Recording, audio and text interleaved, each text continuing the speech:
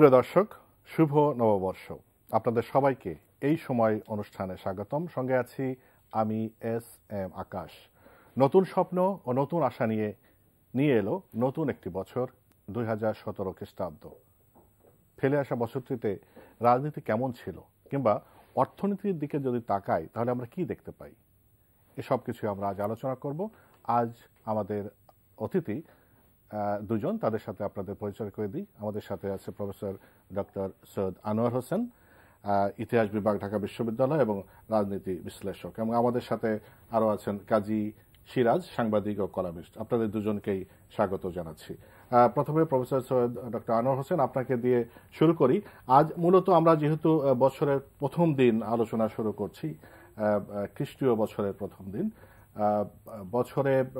গত বছর একটা ফেলে এসেছি এবং নতুন বছর আমরা শুরু করেছি।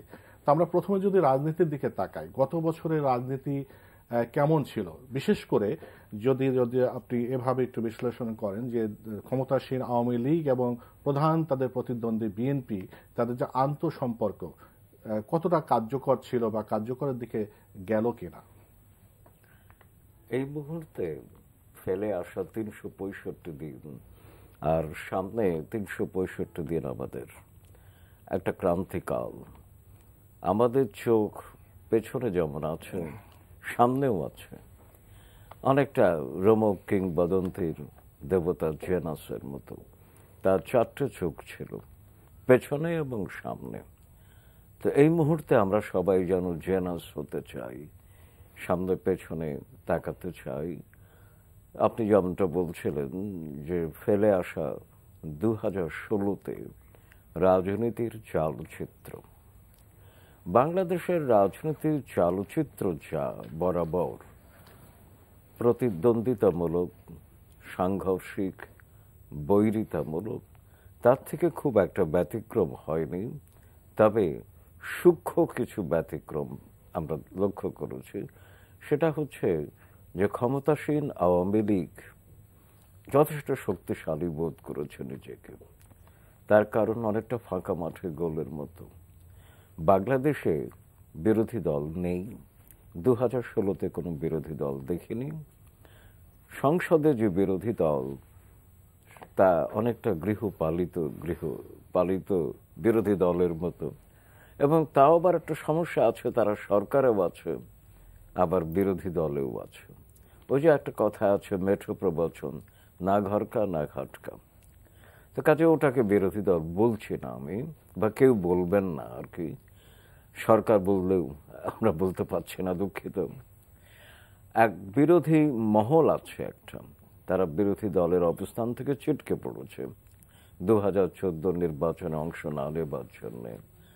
তাদের 2016 বছরটি কেটেছে নেতৃত্বের সংকটে, সাংগঠনিক সীমাবদ্ধতায়, এবং সারাটি বছর তারা চেষ্টা করেছে, কাউন্সিল করে পূর্ণাঙ্গ কমিটি দিতে পারেনি।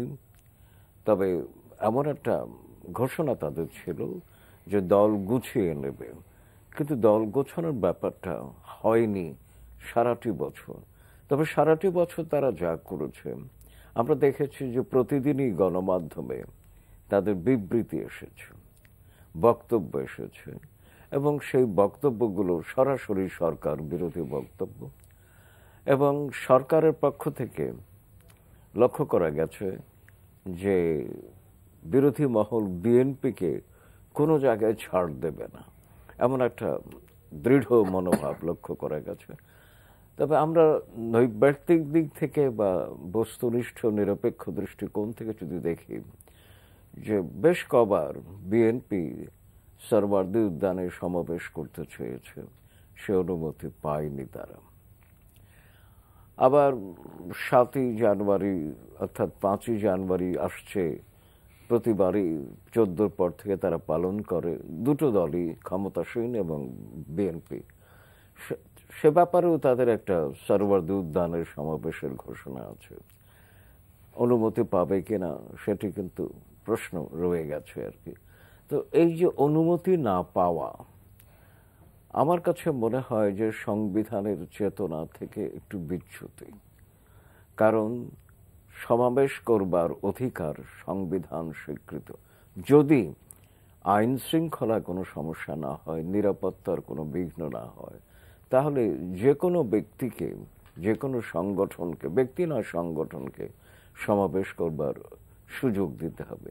সেই জায়গায় ছাড় দেওয়া হয়নি।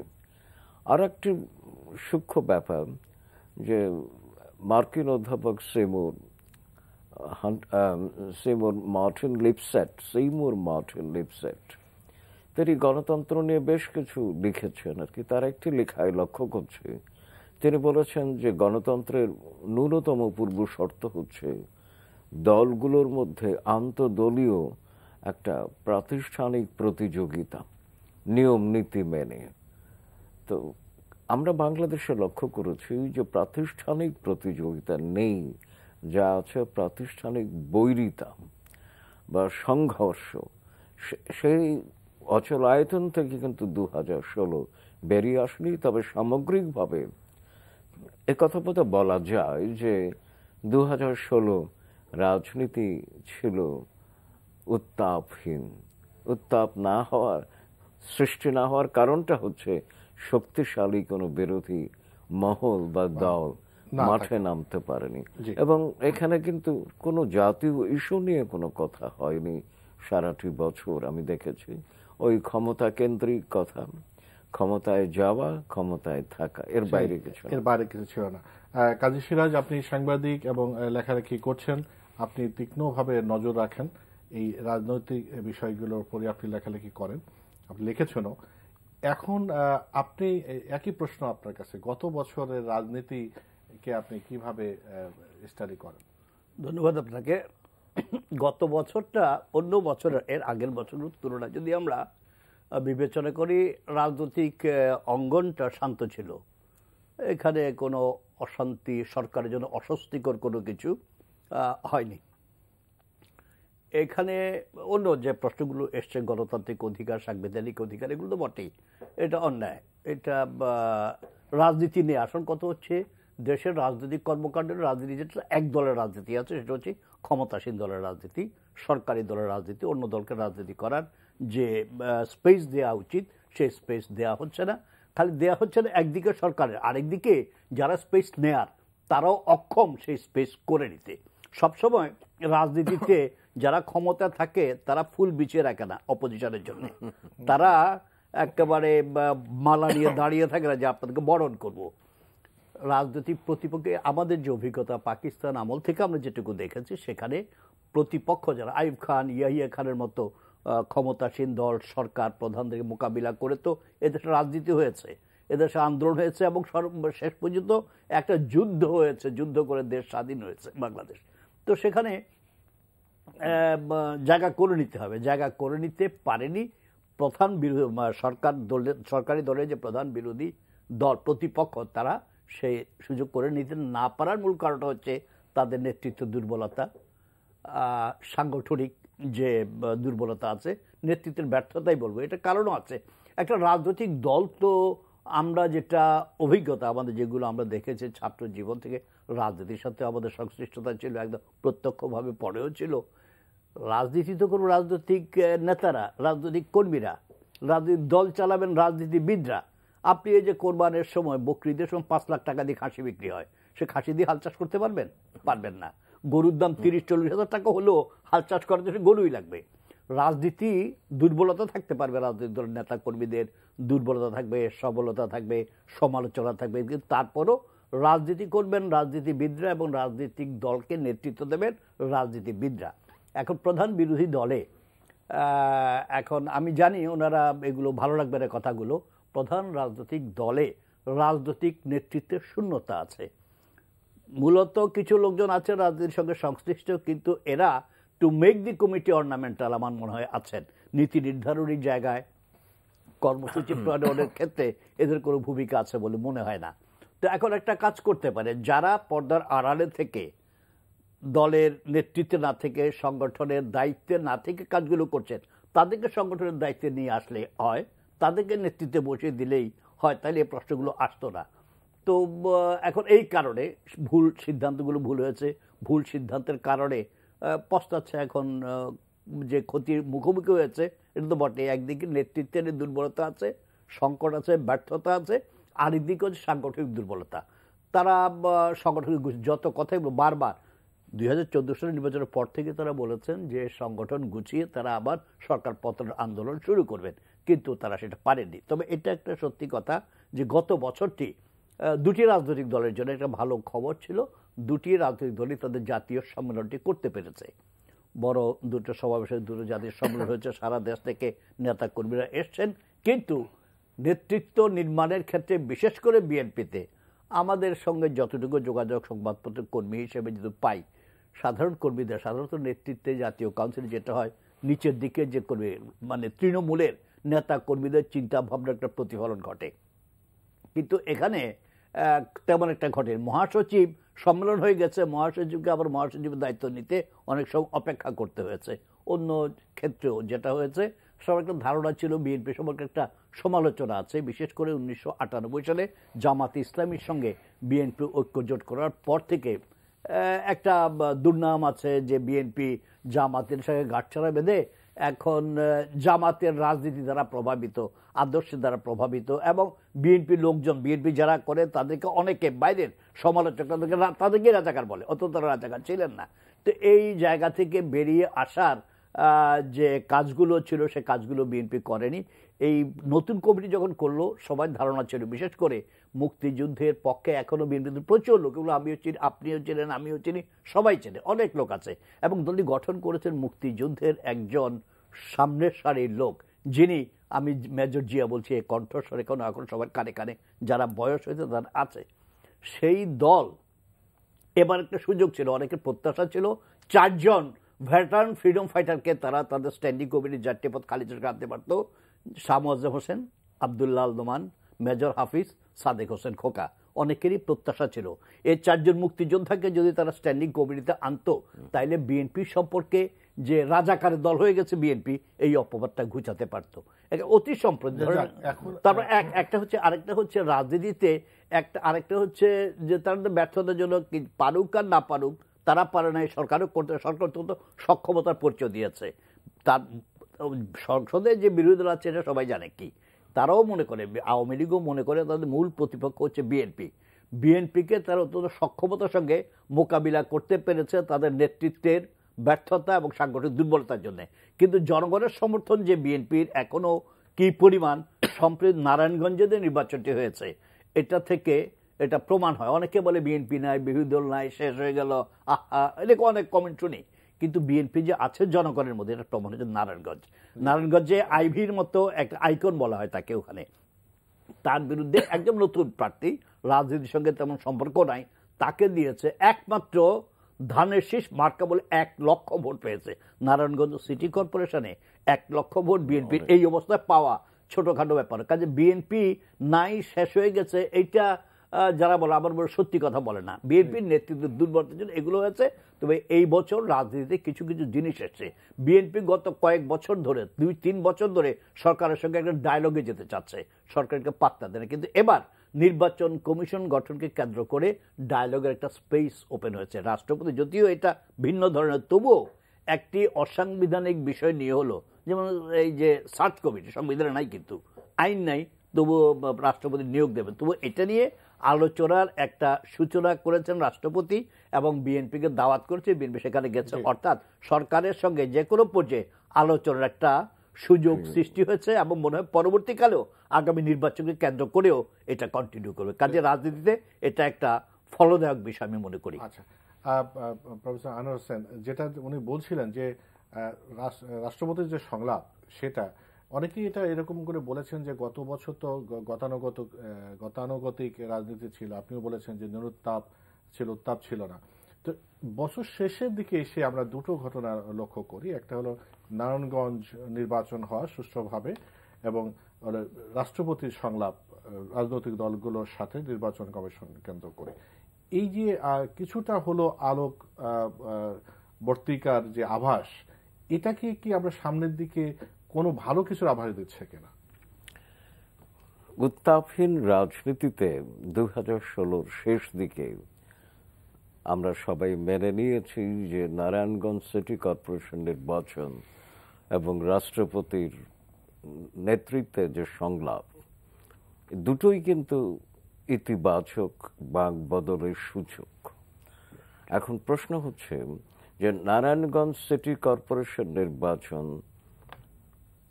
নির্বাচন কমিশনের একক কোনো কৃতিত্ব নয়। নির্বাচন কমিশন অনেকটা নেপোয় মারে দুইয়ের মতো হয়ে গেছে। কারণ আমরা এটা প্রমাণ পেলাম যে নির্বাচন সংশ্লিষ্ট প্রতিটি মহল যদি সদিচ্ছা পোষণ করে তাহলে ভালো নির্বাচন বাংলাদেশে হয় এবং জনগণ ভোট দিতে চায় এবং ভোটের মধ্য দিয়ে তাদের সিদ্ধান্তকে প্রমাণিত করতে চায়, এটা পরিষ্কার বোঝা গেল। এখন প্রশ্ন হচ্ছে নির্বাচন হতে দিতে চাই কিনা আমরা। নারায়ণগঞ্জের প্রতিটি মহলই কিন্তু ঐকান্তিক ছিল একটা ভালো নির্বাচনের জন্য। তো এটাই কিন্তু রাজনীতির বড় শিক্ষা 2016 রাজনীতির থেকে। কিন্তু এর পরবর্তী পর্যায়ে আবার যখন জেলা পরিষদ নির্বাচন হলো, সেখানে যেন আবার ছন্দপতন হয়ে গেল এবং আওয়ামী লীগ একাই লড়েছে, বিদ্রোহী প্রার্থী কিছু ছিল, কিন্তু সেখানেও টাকা পয়সার যে লেনদেন হয়েছে। আমি গতকালও কাগজে দেখেছি যে এক প্রার্থী হেরে যে ভোটারদেরকে যে টাকা দিয়েছিল টাকা ফেরত নিচ্ছে, এটা ছবি এসছে কাগজে। এটা কিন্তু খুবই লজ্জার ব্যাপার আর কি। এবং এই ছবি কিন্তু একটা প্রমাণ যে নির্বাচন কমিশন আইনি কোনো ব্যবস্থা নিতে পারে, শাস্তিমূলক নেয়নি। তবে নারায়ণগঞ্জ সিটি কর্পোরেশন নির্বাচনের একটা ব্যত্যয় সম্পর্কে নির্বাচন কমিশনের ভূমিকা প্রশ্নবিদ্ধ। শামীম ওসমান ভোট দিয়েছেন, ব্যালট সবাইকে দেখিয়েছেন, এটা কিন্তু চলে না। নির্বাচনী বিধিতে গ্রহণযোগ্য নয়, নির্বাচন কমিশন কিছুই বলেনি। এটি কিন্তু আমাদেরকে বুঝিয়ে দিল যে নির্বাচন কমিশনের নিজস্ব কোনো ভূমিকা নাই। রাষ্ট্রপতির সংলাপ রাজনৈতিক ঐকমত্যের ভিত্তিতে, এখানে সব দল যাচ্ছে, সরকারি দলও মেনে নিয়েছে, এক ধরনের অলিখিত ঐকমত্য মতো আবহ তৈরি হয়েছে, এটা ইতিবাচক। আমরা জানি এর আগে রাষ্ট্রপতি জিল্লুর রহমান তিনিও সংলাপ করেছিলেন এবং অনুসন্ধান কমিটির মধ্য দিয়ে নির্বাচন কমিশন করেছেন। তাতে খুব একটা লাভ হয়নি, কারণ বর্তমান নির্বাচন কমিশন মেয়াদান্তে এখন তারা তো আমাদেরকে হতাশ করেছে এবং এটা দলমত নির্বিশেষে এই কথাটা মেনে নেওয়াটা বস্তুনিষ্ঠ দৃষ্টিভঙ্গিরই পরিচয় দেবে বলে আমার মনে হয়। কিন্তু কথা হচ্ছে এই যে সংলাপ, এটা তো সংবিধান সম্মত নয়, এমনকি অনুসন্ধান কমিটিও সংবিধান সম্মত নয়। আমি বলছি যে রাজনৈতিক ঐকমত্য আছে তাহলে চলে, কিন্তু আমি অবাক বিস্ময় বা বিপন্ন বিষয় নিয়ে লক্ষ্য করছি সরকারি দল বা বিএনপি তো 13 দফা সুপারিশ করেছে, কোনো পক্ষই কিন্তু সংবিধানের 118 নম্বর ধারার যে প্রয়োজনটি আছে, যেটা আইন করতে হবে, আইনের কথা কেউ বলছে না। কিন্তু লক্ষণীয় ব্যাপার যে মহামান্য রাষ্ট্রপতি আলোচনা সংলাপ চলবার সময় অন্তত বেশ কবারই বলেছেন যে আইন করা দরকার। তিনিও একমত, কারণ তিনি আইনের মানুষ, অ্যাডভোকেট তিনি। তো কাজেই আইনটি যদি হয়ে যায় তাহলে নির্বাচন কমিশন গঠনের আইনি ভিত্তি তৈরি হয়। কিন্তু এই সংলাপ, এই অনুসন্ধান কমিটির সাংবিধানিক কোনো স্বীকৃতি নেই। যা হোক, তবু আমরা চাই যে একটা ইতিবাচক বাক বদল হোক। এবং রাষ্ট্রপতি গতকালও তিনি নির্বাচন কমিশন ভবন উদ্বোধন করতে গিয়ে আশ্বস্ত করেছেন শ্রোতাদেরকে যে একটা ভালো নির্বাচন কমিশন গঠন করা সম্ভব। আমরা এই প্রত্যাশা নিয়েই থাকবো, কারণ তখন মনে হয় ভাই গিরিশচন্দ্র সেনের সেই কবিতার দুটো পংক্তি, সংসার সাগরে দুঃখ তরঙ্গের খেলা, আশা তার একমাত্র ভেলা। আমরা আশার ভেলায় ভাসতে চাই, সবকিছু সত্য, পেছনে তাকিয়ে সামনে তাকাতে চাই, পেছনে দুঃস্বপ্ন থাকলেও সামনে সুখ স্বপ্নে আমি বিভোর হতে চাই, এমন একটা প্রত্যাশা থাকছে। রাজনীতি নিয়ে আলোচনা করছিলাম, এখন একটু অর্থনীতির দিকে তাকাই। অর্থনীতি দিকে যদি তাকান, গত বছর অর্থনীতির কি কি দিক আপনার নজরে পড়ে? বিশেষ করে কর্মসংস্থান কিছুটা হচ্ছে, প্রবৃদ্ধি হয়েছে, কিন্তু বিনিয়োগ আমি পত্রপত্রিকায় যা দেখলাম যে বিনিয়োগ কিন্তু তেমনটি হচ্ছে না, বিনিয়োগ অনেকটা থমকে আছে। না, এখানে অর্থনীতি আমাদের দুটো কয়েকটি বিপর্যয় ঘটেছে বছরের শুরুতে 16 সালের, যে ওই যে ব্যাংক থেকে আমাদের অনেক 8,10,00,000 চুরির একটি ঘটনা ঘটেছে। তারপরে বিভিন্ন ব্যাংক থেকে টাকা পয়সা যে খোয়া যাওয়া, তারপরে এটিএম বুথ থেকে অত্যন্ত কৌশলে পাবলিকের টাকা, মানুষের টাকা মেরে দেওয়ার এই ঘটনাগুলো আমাদের অর্থনৈতিক ব্যবস্থার উপরে মানুষের একটা আস্থাহীনতার অবস্থা তৈরি হয়েছিল। এটা মিসট্রাস্ট, এটা খুব মারাত্মক ব্যাপার। একটা দেশে যদি দেশের প্রচলিত অর্থনৈতিক ব্যবস্থা, রাষ্ট্রীয় ব্যাংকের উপরে যদি মানুষ আস্থা হারিয়ে ফেলে, তাইলে তো মুশকিল হয়ে দাঁড়ায়। তারপরেও কিন্তু অর্থনীতির ক্ষেত্রে আমাদের এখানে অগ্রগতি আছে, আমাদের বিভিন্ন ক্ষেত্রে অর্জন আছে, আমাদের কৃষিক্ষেত্রে অর্জন আছে, শিল্প উৎপাদনও একেবারে আমাদের যে সামর্থ্যের তুলনায় একেবারে 16 সাল খারাপ যায়নি।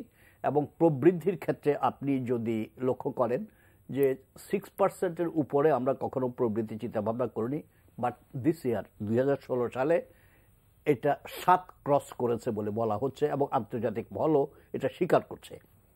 তো এটা একটা বড় অর্জন অর্থনীতির ক্ষেত্রে। এবং বাংলাদেশ ব্যাংকের রিজার্ভ ইতিহাসের সর্বোচ্চ $32 বিলিয়ন এখন আছে। এগুলো ছোট করে দেখার কোনো বিষয় না। তবে একটা জিনিস হচ্ছে আমাদের রেমিটেন্স প্রবাহ কিন্তু কমছে, এটা খেয়াল রাখা দরকার। এবং এটা কারণ হচ্ছে, আমি যেটা মনে করি, এই রেমিটেন্স প্রবাহ কমার কিছু কারণ আছে। একটা হচ্ছে আমাদের এখানকার যে সমস্ত শ্রমশক্তি, যে সমস্ত মানুষকে আমরা বিদেশে পাঠিয়েছি, রাষ্ট্রীয় উদ্যোগ, এখানে এর পেছনে রাষ্ট্রীয় উদ্যোগ খুব কম, এখানে ব্যক্তি উদ্যোগ বেশি। আমাদের ব্যক্তি মালিকানাধীন যে সমস্ত ম্যান পাওয়ার রিক্রুটিং এজেন্সিগুলো আছে, তাদেরই মূলত বাইরে এই মানব সম্পদ রপ্তানি এবং এই খাতে যে ইনকাম আয়, এই আয়ের উদ্যোক্তা হচ্ছে তারাই মূলত। কিন্তু তারপর আমাদের রাষ্ট্রীয় যে ব্যবস্থাগুলো আছে, বিভিন্ন জায়গায় আমাদের এমবেসিগুলো আছে, সেখানে আমাদের বিভিন্ন লোকজন দায়িত্বরত আছেন, and they are paid for it. এই কাজগুলো করার জন্য আমাদের লোকজন অসুবিধা আছে কিনা, যেমন যে বেতনে তাদেরকে নিয়ে গেছে সেই বেতন তাদেরকে দেওয়া হচ্ছে কিনা, দেওয়া না হলে সেটাকে লড়াই করা, সেগুলো করে না, বেতন কমে গেছে।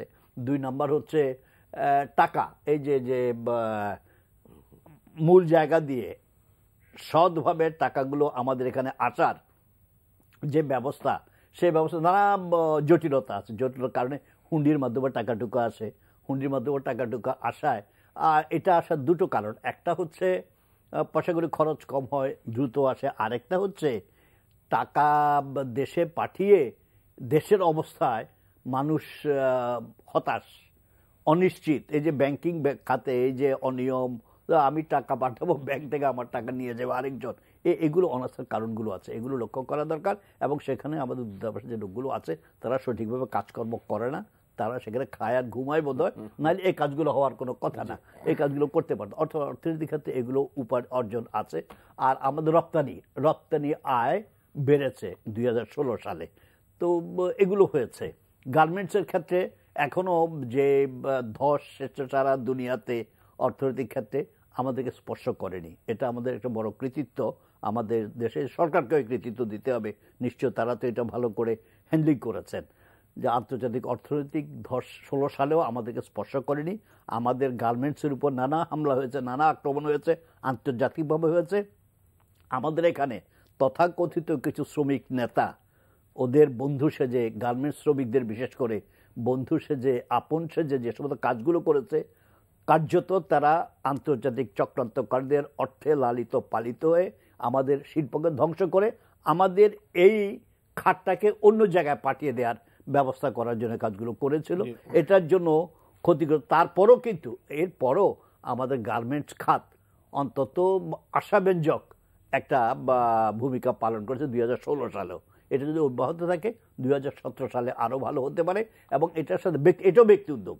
এই যে গার্মেন্টস খাত, আমাদের দুটো প্রধান বৈদেশিক মুদ্রা অর্জনকারী খাত, একটা হচ্ছে ম্যান পাওয়ার আর একটা হচ্ছে গার্মেন্টস। দুটোই কিন্তু পাবলিক সেক্টরের অবদান হচ্ছে সবচেয়ে বেশি।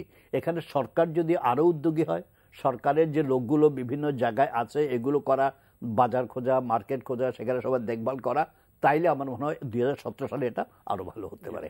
আপনি কিভাবে দেখেন গেল বছরের অর্থনীতি? আমি মোটা দাগে কাজী সিরাজ ভাইয়ের সব বক্তব্যকে মেনে নিচ্ছি, তার সঙ্গে সংযোজক কিছু বক্তব্য রাখব। প্রথমত বলা যায় যে আমাদের প্রবৃদ্ধি নজর কাড়া। এই প্রবৃদ্ধি সামাজিক অর্থনৈতিক সূচক পাকিস্তান বা ভারতের চেয়ে আমরা কোনো কোনো ক্ষেত্রে অনেকটা এগিয়ে আছি। এটি আমাদের আত্মগৌরবের ব্যাপার আর কি। আন্তর্জাতিক বিশেষজ্ঞ মহলেও এই স্বীকৃতি এসেছে।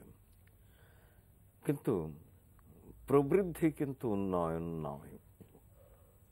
ইংরেজিতে উন্নয়নের একটা সংজ্ঞা আছে যে growth with equity, that is development.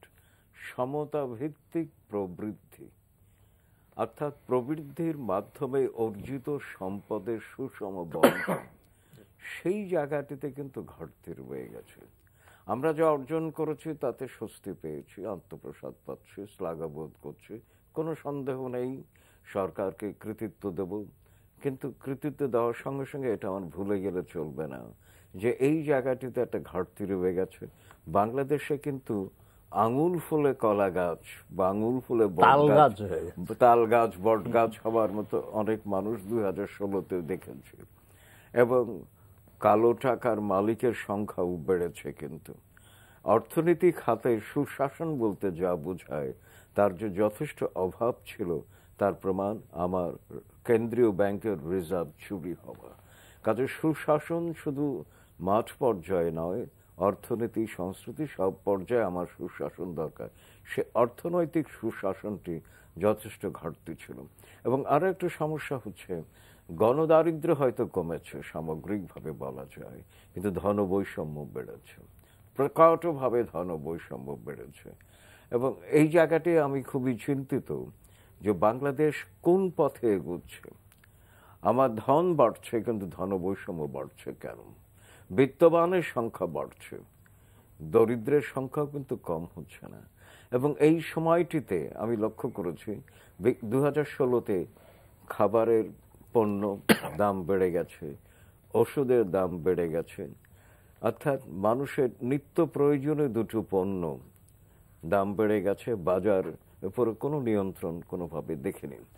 পোশাক শিল্প নিয়ে কাজী সিরাজ ভাই ঠিকই বলেছেন যে দেশি বিদেশি ষড়যন্ত্রকারীরা উস্কে দিয়েছিল, সরকারও তাই বলেছে, এবং সরকার তো কিছু ষড়যন্ত্রকারীকে গ্রেফতার করেছে। কিন্তু তার চাইতে একটা বড় প্রশ্ন আমাদের যে সারা বিশ্বের মধ্যে বাংলাদেশের পোশাক শ্রমিকরা সবচেয়ে কম মজুরি পায়, এবং শুধু তাই নয়, বাংলাদেশের পোশাক শিল্প মালিকরা তুলনামূলকভাবে অন্য যে কোনো দেশের চাইতে বেশি মুনাফা অর্জন করে। কিন্তু আমার শ্রমিক কেন মজুরি কম পায় এই কথাটা তো বলা হচ্ছে না। পোশাক শিল্পের মালিকেরা শ্রম শোষণ করছেন, সেই জায়গাটিতে সরকার কথা বলছে না। একটা কথা মনে রাখতে হবে, শনি কিন্তু ছিদ্র খোঁজে, শনি নিজে ছিদ্র করে না। ছিদ্র তৈরি থাকলে শনি তখন প্রবিষ্ট হয়। এখন শ্রমিক অসন্তোষ যদি থাকে তখন ষড়যন্ত্রের আবহ তৈরি হয়, পটভূমি তৈরি হয়। ওই জায়গাটিতে সরকার তো নজর দিচ্ছে না। সামগ্রিকভাবে আমার কাছে মনে হয়েছে যে শুরুতে যেমনটা ছিল বাংলাদেশের যে উন্নয়নের একটি দর্শন ছিল, যেমন ধরা যাক তাজউদ্দিন আহমদের প্রথম বাজেট, সেটা যদি আমরা পড়ি, সেটা পড়লে আমরা বুঝতে পারি যে বাংলাদেশে অর্থনৈতিক প্রবৃদ্ধি অগ্রগতির পেছনে কোন দর্শনটি কাজ করবে সেটা স্পষ্টভাবে বলা ছিল। কিন্তু 2016-তে বা তার আগে কোনো সরকারের আমলে এই দর্শনটির উপস্থিতি আমি পাচ্ছি না। সেই জন্যে আমরা কিন্তু সারা দেশে নানান সংকট তৈরি হয়ে যাচ্ছে। সামনে হয়তো আপাত দৃষ্টিতে চোখ ধাঁধানো অনেক অর্জন আছে। আরেকটি লক্ষ্য করুন, বাংলাদেশে যে তারুণ্য, যে তরুণদের সংখ্যা প্রায় 48%, এবং তারুণ্যের প্রাবল্য যে সমাজে আছে বা সংখ্যা বেশি আছে, সেই সমাজকে প্রথম নজর দিতে হয় তরুণদের কর্মসংস্থান এবং উন্নত জীবনের দিক দিশা দেওয়ার। সেটা যদি ব্যর্থ হন, সমাজে জঙ্গিবাদের মতো সমস্যা তৈরি হবে, হয়েছে বাংলাদেশে। যে একদম ভালো পয়েন্টে এসে আপনি ইয়ে করেন, আমি এই জায়গায় আপনাকে থামাই। এই জঙ্গিবাদ নিয়ে আপনার কাছে আবারও আসবো। এই প্রসঙ্গে আমি একটু কাজী সিরাজের কাছে একটু কথা বলে আসি। আমরা 2016 দিকে যদি তাকাই, আমরা 2016 আরো 2-3 বছর আগেও যদি দেখি যে এই যে ব্লগার হত্যা থেকে আরম্ভ করে বিভিন্ন বিদেশিদের হত্যা করা, কিন্তু 2016 এসে দেখলাম যে এই যে গুলশানে আর্টিজান রেস্তোরাঁর মতো এত বড় একটা হামলা হলো, সে হত্যাকাণ্ড ঘটলো, এবং এরপরে আমরা আরো হত্যাকাণ্ড দেখেছি বা হামলার ঘটনা দেখেছি। মানে জঙ্গি এই বাদের একটা উত্থান আমরা দেখি, এবং তারা বিভিন্নভাবে হত্যা করতে সক্ষম হয়েছে, এবং সরকারও বিভিন্নভাবে, সরকার আইন শৃঙ্খলা বাহিনী বিভিন্ন জায়গায় এটা দমন করার চেষ্টা করেছে। এখন এই জঙ্গিবাদ থেকে মুক্তি পাওয়ার জন্য সরকারের যে দেয়া পদক্ষেপ, সেটাকে যথেষ্ট মনে করেন কিনা? না, ধরেন জঙ্গিবাদ এটা তো আজকে নতুন না, এটা আপনি বললেন। জঙ্গিবাদকে মোকাবেলা করার জন্য সরকার যে কাজটি করছে, প্রথমত আইনশৃঙ্খলা রক্ষাকারী বাহিনীর মাধ্যমে, এটা তো করতেই হবে। সারা দুনিয়াতেই আইনশৃঙ্খলা রক্ষাকারী বাহিনীকে মূল ভূমিকাটা পালন করতে হবে, কিন্তু এর পাশাপাশি এর বিরুদ্ধে যদি জনমত গঠন করা না যায়, জনগণ যদি এদেরকে তাদের থেকে, জনগণ থেকে যদি আইসোলেট করে ফেলা না যায় জঙ্গি শক্তিকে, তাহলে এটা মুশকিল। এই যারা বিভিন্ন জায়গায় শেল্টার পায়, এত কিছু শেল্টার পায়, বাড়ি ভাড়া পায়, সেখানে আশ্রয় নিয়ে তারা কাজগুলো করে, জনগণের মধ্যে যদি সেরকম একটা চেতনা জাগিয়ে তোলা যায়, তাহলে আমার মনে হয় সরকারি যে প্রচেষ্টা, উদ্যোগ, সরকারি যে উদ্যোগগুলো আছে, হোলি আর্টিজানের ঘটনা থেকে শুরু করে বেশ কয়েকটি ঘটনা আপনি দেখবেন এরকম ঘটনা আমাদের দেশের বাইরে পৃথিবীর বিভিন্ন জায়গায় ঘটছে। কোনো জায়গায় আমাদের এখানে যত দ্রুত, যত সাফল্যের সঙ্গে এগুলো মোকাবিলা করতে পেরেছে আমাদের আইনশৃঙ্খলা রক্ষাকারী বাহিনী, পৃথিবীর আর কোথাও কিন্তু এরকম কোনো দৃষ্টা এক্সাম্পল হয় যে তাৎক্ষণিক এখন অল্প সময়ের মধ্যে করা। আর এই যে অনেকে প্রশ্ন তুলে এদেরকে মেরে ফেলা হচ্ছে কেন, এদের ব্যাপারে আন্তর্জাতিকভাবে একটা স্বীকৃত নিয়ম আছে। এটা আমাদের এখানে ওই যে অ্যান্টি টেররিজম কমিউনিটি হচ্ছে, মনিরুল ইসলাম সাহেব একদিন বলেছিলেন একটা টকটোতে, যে এদের ব্যাপারে একটা নীতি আছে। নীতিটা 3টা বিষয়, একটা হচ্ছে ক্যাচ, কিল অ্যান্ড ডেস্ট্রয়। এদের সাথে করে, এরা তো আত্মঘাতী, এরা তো মেরে, আমাদের হোলি আর্টিজান আমরা দেখেছি, আমাদের 2জন ভালো পুলিশ অফিসারকে তারা মেরে ফেলেছে। তো কাজে এদেরকে ধরার জন্য ঝুঁকি নেওয়ার কোনো স্কোপ নেই, সুযোগ নেই। ওদেরকে পেলে যেখানে সেখানে তাদেরকে, এরকম একটা নীতি অনুসরণ করা হয় বলেই এগুলো করা হয়। তো এর একটা প্রভাবও পড়ে বিভিন্ন জায়গায়। এটা তো সত্যি কথা। যদি এইরকম ঘটনাগুলো আমাদের আইনশৃঙ্খলা রক্ষা বাহিনী না করতো, তাহলে এর পরিমাণ আরো বাড়তে পারতো, ভয়াবহ হতে পারতো। এখন যেটা দরকার, আমি একটা যোগ করি, সেটা হচ্ছে এটা শুধু সরকারের কাজ নয়, এটা জনমত গঠনের কাজ। সরকারকে, আমাদের সরকার আমাদের জনগণের, আপনি 3-4-5টা নির্বাচনের পরিসংখ্যান নিলে 34 থেকে 35% জনগণের প্রতিনিধিত্ব করে, বাকি সব তো তাদের প্রতিপক্ষ শক্তি। তারাও যদি ইনভলভ না হয় এগুলোর ব্যাপারে, তারাও যদি জনগণকে সচেতন করার কাজে সহযোগিতার হাত না বাড়ান, তাহলে একা সরকারের পক্ষে এটা করা সম্ভব নয়। স্যার, আপনি কিভাবে এই জঙ্গি প্রসঙ্গটা তুলছিলেন, সংক্ষেপে যদি বলেন, এটা থেকে সরকার তো উদ্যোগ নিয়েছে, আর কিভাবে এটা কার্যকর ভাবে আমরা জঙ্গিবাদ থেকে মুক্ত হতে পারি? আইন শৃঙ্খলা বাহিনী যে জঙ্গিবাদ মোকাবেলার ক্ষেত্রে যথেষ্ট সক্ষম, সেটা প্রমাণিত 2016-তে। তার জন্য আইন শৃঙ্খলা বাহিনীকে আমরা, এমনকি সেনাবাহিনীকেও অভিনন্দন জানাবো, কারণ গুলশানে শেষ পর্যন্ত সেনাবাহিনী সম্পৃক্ত হতে হয়েছিল, এবং তারপরে আরো অসংখ্য অভিযান হয়েছে বিভিন্ন সাংকেতিক নামে। আমরা দেখেছি যে আইন শৃঙ্খলা বাহিনী যথেষ্ট পারঙ্গমতার পরিচয় দিয়েছে, কিন্তু মনে রাখতে হবে যে এগুলো প্রিভেন্টিভ চেকস, আমার দরকার পজিটিভ চেকস। এবং সেই জন্য আমি যে কথা বলছিলাম যে সরকারের কর্মসংস্থান করতে হবে তরুণদের জন্য, অর্থাৎ তরুণরা একটা রোমাঞ্চকর অভিজ্ঞতার প্রত্যাশী হয়। দেখা যাচ্ছে যে বিত্তবানের সন্তানরা উচ্চশিক্ষিত হওয়ার সঙ্গে সঙ্গে সামনে কিছু দেখতে পাচ্ছে না। তো 2016-তে কিন্তু কর্মসংস্থান তেমনটা হয়নি। এই জায়গায় যথেষ্ট দারিদ্র্য আমি লক্ষ্য করেছি। কর্মসংস্থান করতে হবে, সমাজে সচেতনতা বাড়াতে হবে যে ইসলামকে ব্যবহার করে এরা জঙ্গি হচ্ছে, কিন্তু এটা ইসলাম নয়। এবং সেই জন্য মাওলানা ফরিদউদ্দিন মাসুদের নেতৃত্বে 2016-তে 1 লাখ উলামা ফতোয়া দিয়েছেন। আমি ভেবেছিলাম সরকার এই ফতোয়াটা প্রচার করবে সারা দেশে, বিশেষ করে সংবাদপত্রে বা টেলিভিশনে মূল অংশগুলো প্রচারিত হবে সরকারি ব্যবস্থাপনায়, সেটা কিন্তু হয়নি। অর্থাৎ আমি বলতে চাচ্ছি কাঁটা দিয়ে কাঁটা তুলতে হয়, এমনিতে কাঁটাকে কিন্তু অন্যভাবে তোলা যায় না। অর্থাৎ ইসলামকে ব্যাখ্যা করতে হবে যে এই ইসলাম সেই ইসলাম নয়। তো সেই কাজটি সরকারের দুর্বলতা রয়ে গেছে। কাজে সমাজটাকে তৈরি করতে হবে এমনভাবে, প্রেরণার মধ্য দিয়ে, উদ্বুদ্ধকরণের মধ্য দিয়ে, যেমন প্রতিটি মসজিদে শুক্রবারে খুতবা হয়। খুতবার মাধ্যমে আপনি বলছেন আরো সরকারের এইভাবে ইসলামকে যাতে জনগণের কাছে মানে সত্য যে ইসলাম মানে অপব্যাখ্যা নয়, সেটা যাতে সরকার আরো কার্যকর পদক্ষেপ নেয় সেটা বলছেন। আমরা একদম শেষ পর্যায়ে এক মিনিট করে, কারণ অনুষ্ঠানটা আমরা শুরু করেছি 2016 নিয়ে, কিন্তু 2017 সালের কথা যদি কিছু না বলি তা তো অপূর্ণ থেকে যায়। আমরা 5ই জানুয়ারির সামনে, আমরা 2014 সালে 5ই জানুয়ারি যদি মনে করি তাহলে আমাদের অবশ্যই সেটা একটা ভালো ফিলিং হওয়ার কথা না, প্রশ্নবদ্ধ নির্বাচন। এই 17 সালকে কিভাবে আপনি দেখতে চান, এক মিনিটে বলবেন? এটা হচ্ছে 2005 তারিখ থেকে শুরু হোক না, যে আমাদের প্রধানমন্ত্রী কিন্তু বলেছেন প্রশ্নবিদ্ধ নির্বাচন তিনি চান, অর্থাৎ গত নির্বাচনটা প্রশ্নবিদ্ধ ছিল, পরোক্ষভাবে তিনি স্বীকার করেছেন। তাহলে আগামী নির্বাচনকে নিয়েই নারায়ণগঞ্জ নির্বাচন থেকে শুরু হয়েছে বলে আমি মনে করি, এটাকে ধরা হোক এবং 5ই জানুয়ারি সরকারটা করুক গণতন্ত্র দিবস, এবং বিএনপি যেটা করতে চায় এটা তারা করতে পারে, তাদের অধিকার আছে, তাদেরকে সেটা করতে দেওয়া হোক। সরকার যদি সে উদারতা দেখাতে পারে, তাদেরকে কথা বলার সুযোগটা দিতে পারে, তাদের তো এটা গণতন্ত্রের এটা অন্যতম মৌল ভিত্তি হচ্ছে আপনি আমার কথা আমাকে বলতে দেবেন, আপনি না মানেন সেটা যে বলতে একটা কথাইতে হচ্ছে I may disapprove of what you say but I will fight to the death you right to say it. তো আপনি এটা যদি এনশিওর না করেন, আমি আশা করি যে 5 তারিখকে কেন্দ্র করে এটা এনশিওর হবে। জি স্যার, এক মিনিট। আমি একটি বাক্যে কথা বলবো। আমি 2017 নিয়ে যে আমার প্রত্যাশা, সেটি হচ্ছে গণতন্ত্র পরিপূর্ণ হোক, তা রাজনীতিতে হোক, অর্থনীতিতে হোক। অর্থনীতি, গণতন্ত্র মানে সুষম অর্থনীতি, রাজনীতিতে তাই। সুন্দর করে বলেছেন। আপনাদের দুজনকে অনেক ধন্যবাদ আমাদের স্টুডিওতে এসে কথা বলার জন্য। প্রিয় দর্শক, অধ্যাপক ডক্টর সৈয়দ আনোয়ার হোসেন যেটা প্রত্যাশা করেছেন, সেই প্রত্যাশা মনে হয় আমাদের সবারই হতে পারে যে গণতন্ত্র পরিপূর্ণ হোক।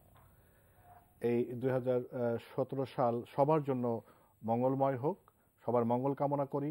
আপনাদের সবার রাজনৈতিক প্রত্যাশা পূরণ হোক, অর্থনৈতিক প্রত্যাশা পূরণ হোক, সেই প্রত্যাশা রাখি। আপনারা সবাই ভালো থাকবেন।